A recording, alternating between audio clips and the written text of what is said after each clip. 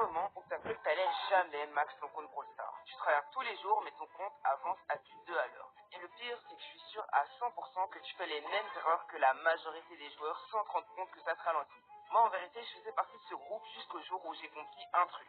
Il y a clairement assez de ressources dans Brawl Stars et il y a des vraies stratégies pour maxer son compte rapidement et facilement, même en partant de zéro et même sans mettre le moindre euro dans le jeu. Dans cette vidéo, je vais te montrer exactement comment max ton compte free-to-play et ce, beaucoup plus vite que la moyenne. Donc on doit voir comment obtenir un max de ressources et les dépenser intelligemment, mais surtout quelles erreurs ruinent ta progression sans que tu le saches et comment les corriger. Pilier numéro 1, obtenir des ressources. J'ai mis du temps à comprendre que sur Brawl Stars, toute ta progression dépend de seulement 3 ressources principales. Les pièces, les points de pouvoir et les crédits. Mais il existe 2 ressources secondaires, les pings et les gemmes. En réalité, le vrai premier moyen de gagner des ressources, c'est les trophées. Depuis qu'elle a été refaite, la route des trophées donne énormément de ressources. Et ce qui m'intéresse, c'est la quantité de ces ressources. Il y a toutes les récompenses qui s'affichent à l'écran et c'est assez énorme. Si on estime avec les probabilités des free stars quelles récompenses on va obtenir au total pour ces 5000 trophées, on atteint ces résultats. Faut retenir que ce sont que des probabilités, donc rien n'est assuré, ça peut être pire. Ce sont des super récompenses, mais pour les obtenir, il faut monter au trophée. Je compte faire une vidéo dédiée à ce sujet, donc abonnez-vous et restez branchés. Mais en attendant, voici 3 conseils pour monter rapidement au trophée. La première erreur que j'ai faite, c'est de jouer dans les mauvais modes. Évitez à tout prix le survivant parce qu'une partie, ça dure en moyenne 3 minutes, comparé à environ 1 minute 30 pour du Pro Bowl ou du hors-jeu. Et il n'y a que très peu de brawlers qui fonctionnent correctement en survivant, donc fuyez ce mode. Une autre erreur, c'est que je jouais avec des randoms, c'est une astuce de base de jouer en équipe, mais c'est vraiment important vu le temps que ça va te faire gagner à perdre presque aucune partie. Pour trouver des bons partenaires, tu peux soit rejoindre un club actif, comme le mien s'il y a de la place par exemple, trouver des gens qui jouent sur le Discord de Brawl Stars FR ou sur le mien également, lien des deux en description, ou simplement ajouter des randoms forts avec qui t'es tombé. Jouer en random, c'est vraiment le pire plan parce qu'il y a des vrais golems et surtout dans une bonne équipe, les trophées montent super vite. Si tu gagnes tes parties en 1 minute avec ton équipe, tu gagneras environ 500 trophées par heure, donc en vrai de vrai, ça va super vite. Et dernière astuce, joue régulièrement. Si tu établis un plan comme par exemple 30 minutes par jour en semaine et 2 heures le week-end et que tu appliques ça correctement, ta progression va exploser.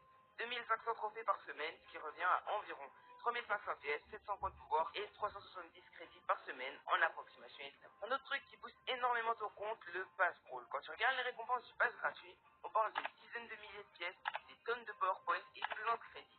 Il y a aussi 18 free stars random et 6 du chaos. Donc en général, si tu finis le pass, tu devras avoir un total de 15 000 pièces et 4 000 points de pouvoir, tout en gardant en tête qu'il y a des free stars, des clés de ressources et plein de crédits. Pour optimiser la complétion du pass, le mieux est de changer ses quêtes ou d'adapter ses brawlers à push. Le mieux, c'est évidemment de monter en trophée avec les brawlers avec qui tu as une quête, mais si ce brawler est vraiment injouable ou que tu le détestes, autant changer. Parce que ce qu'on dit, c'est la progression tout en gardant l'option amusement. Si tu te dégoûtes du jeu, au final, tout ce que tu as fait, ça va servir à rien. Par contre, et là sur ce point on est d'accord, si tu joues un minimum, tu vas forcément finir le pass. Ensuite, tu vas basculer aux récompenses d'après-pass, et là, il y a un piège à éviter à tout prix. Il faut jamais mettre la moindre gemme dans les offres payantes. Aucune d'entre elles n'est rentable et je vais vous expliquer les meilleurs moyens de dépenser vos gemmes là tout à l'heure. On va en parler de là tout à l'heure. Ensuite, on a les méga quêtes et là, c'est un peu différent parce que quoi qu'il arrive, tant que tu joues au jeu, tu vas la finir.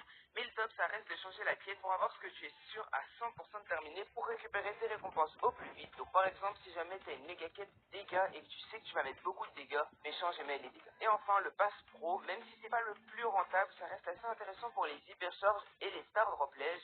Sinon, le classé, c'est ultra utile pour augmenter ton niveau. Donc, essaye de monter régulièrement de 200 à 300 points par semaine et de finir la saison entre Mythique 2 et Légendaire 1 pour avoir de super récompenses. Et il y a un autre énorme levier pour progresser, les événements. Même si chaque événement donne peu à la fin, ça s'accumule en une énorme somme. L'événement le plus rentable de loin, c'est l'accès anticipé d'un brawler. Tu peux récupérer des milliers de pièces, énormément de powerpoints et même des crédits en bonus sans compter le nombre de cosmétiques cool qui sont dispo.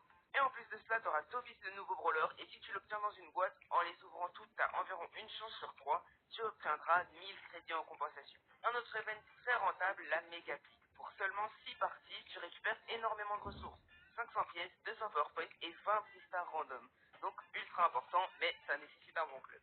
Et enfin, les combats de boss, c'est le plus relou, mais c'est aussi un des plus rentables. En tant que vrai rat, faut faire tous les combats de boss de la saison. Au final, ça donne énormément de free stars et de ressources bonus.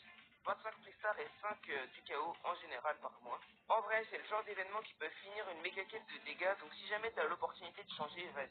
Mais il y a encore un truc qui est ultra simple, mais beaucoup trop sous-estimé, et c'est évidemment de se connecter tous les jours calendrier et on peut observer un petit ordre de récompense. Et comme tu peux le voir, se connecter tous les jours pendant un an, ça représente autant de ressources. Donc en vrai, c'est super bien. Quand même, je tiens à rappeler qu'on parle de récompense pour avoir simplement lancé le jeu. Il y a aussi de temps en temps des moments où Brawl Stars donne des trucs gratuits dans la boutique. Il y a même les petits cadeaux quotidiens et ceux du Supercell Store.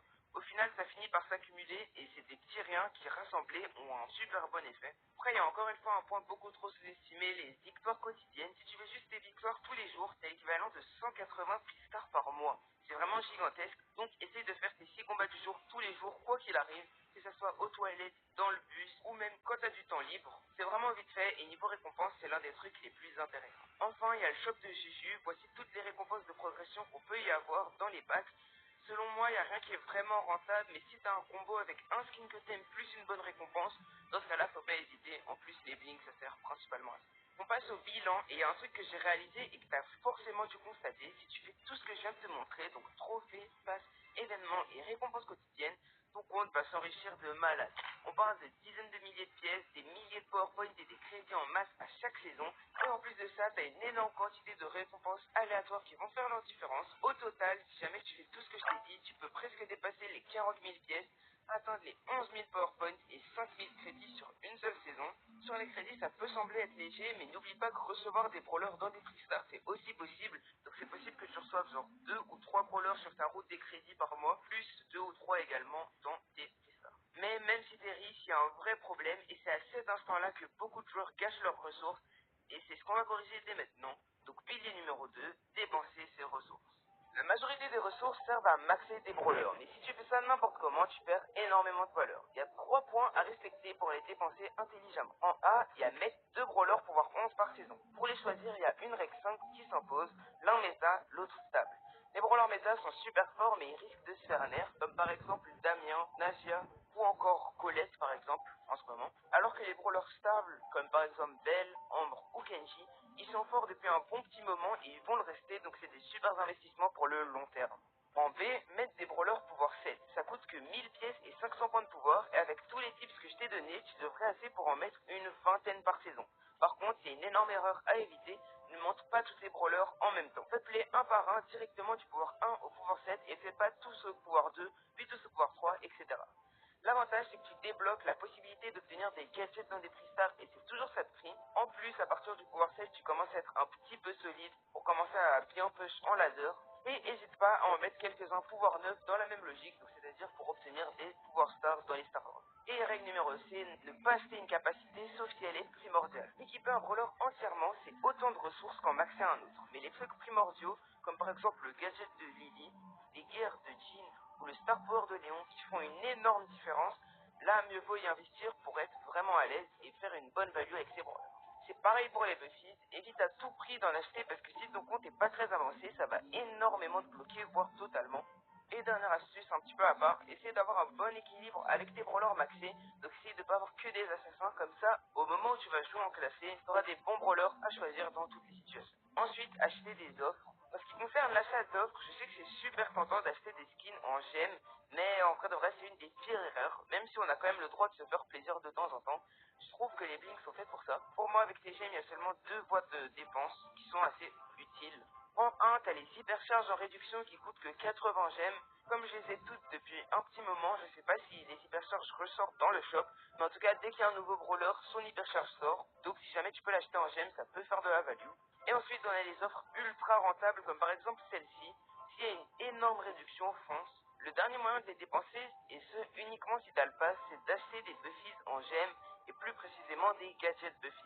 Ce sont les moins chers et surtout les plus impactants en général. Mais attention, si t'as pas le pass, ça va quand même te coûter assez cher, donc à voir. Réfléchis. Attention aux arnaques par contre, parce que les ressources présentes dans les packs de skins, comme par exemple celui-ci, sont à fuir comme la peste. En fait, ça coûte beaucoup trop cher pour ce que c'est, et Brawl Stars essaie de faire croire que ça a de la value, alors que pas du tout. Ok, c'est l'heure du bilan, on a vu énormément d'infos dans cette vidéo, donc c'est parti pour tout synthétiser.